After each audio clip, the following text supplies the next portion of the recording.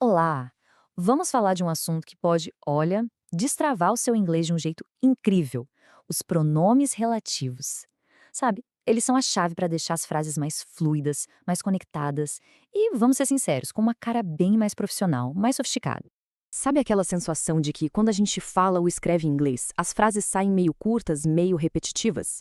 Parece que a gente está listando fatos e não contando uma história de verdade? Pois é, a boa notícia é que tem um jeito super elegante de resolver isso, e é exatamente isso que a gente vai desvendar hoje. Então, para organizar as ideias, nosso roteiro é este aqui. Primeiro, vamos entender por que é tão importante conectar as ideias. Depois, a gente mergulha nos pronomes para pessoas e coisas, para indicar a posse e também para falar de lugar e tempo. Aí tem uma dica de ouro sobre a função deles na frase e no final, a gente fecha com aquele resuminho para ninguém esquecer. Tudo pronto? Vamos lá, começando pelo começo. Porque olha, antes de sair decorando uma lista de palavras, o mais importante é entender para que elas servem.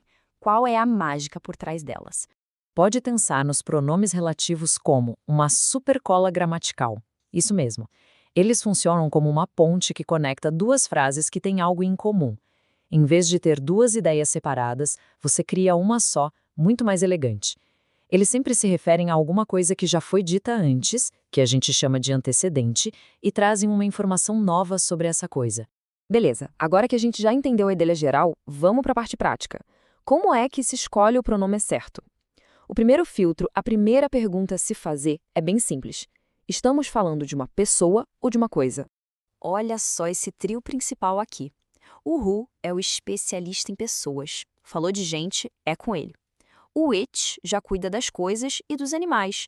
E o whom? Bom, o whom também é para pessoas, mas ele é um pouco mais formal, sabe? Meio chique. A gente costuma ver mais ele na escrita ou depois de preposições. Vamos ver na prática como isso funciona.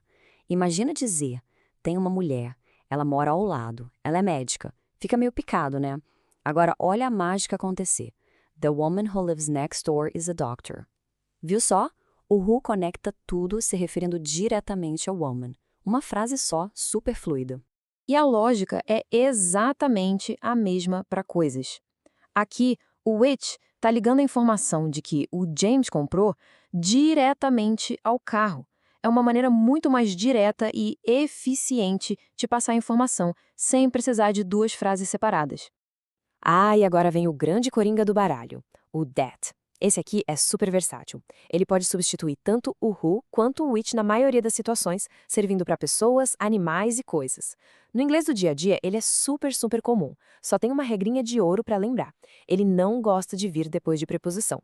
Então, em casos mais formais como to whom, não dá para trocar por to that. Ok, já vimos como falar de pessoas e coisas, mas e se a gente quiser falar de posse? Tipo, mostrar que algo pertence a alguém ou a alguma coisa.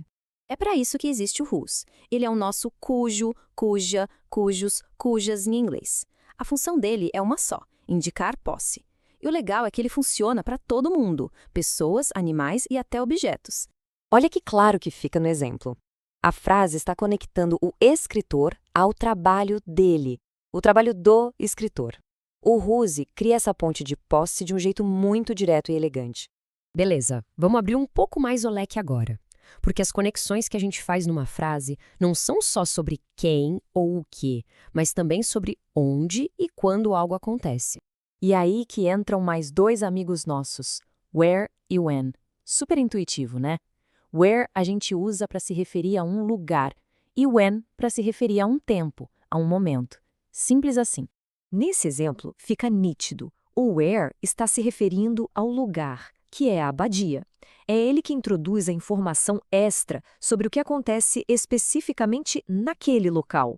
Certo, agora vamos para uma dica um pouquinho mais técnica, mas que, olha, faz uma diferença danada para entender a estrutura das frases. Como é que a gente sabe se o pronome relativo está agindo como sujeito ou como objeto daquela informação extra que ele está trazendo? E o pulo do gato é surpreendentemente simples. É só olhar para a palavra que vem logo depois do pronome. Se for um verbo, como em who lives, o pronome é o sujeito da ação. Agora, se a palavra seguinte for um substantivo ou outro pronome, como em which James, aí ele está funcionando como objeto. É uma dica rápida, um macete que ajuda demais a entender a lógica da frase. Ufa, vimos bastante coisa, né? Então, para fechar com chave de ouro e garantir que tudo ficou bem claro, vamos juntar todas as peças num guia rápido. E aqui está o nosso resumão. Who, para pessoas. Which, para coisas e animais. That, o nosso coringa, que serve para os dois. Whose, para indicar posse. E where e when, para lugar e tempo. Olha, essa tabelinha aqui vale ouro, hein?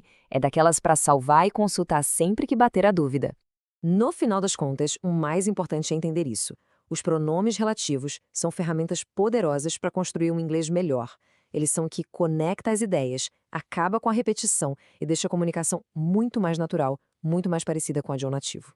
Então, fica a pergunta. Agora que as regras estão mais claras, qual desses pronomes vai ser o primeiro a ser colocado em prática?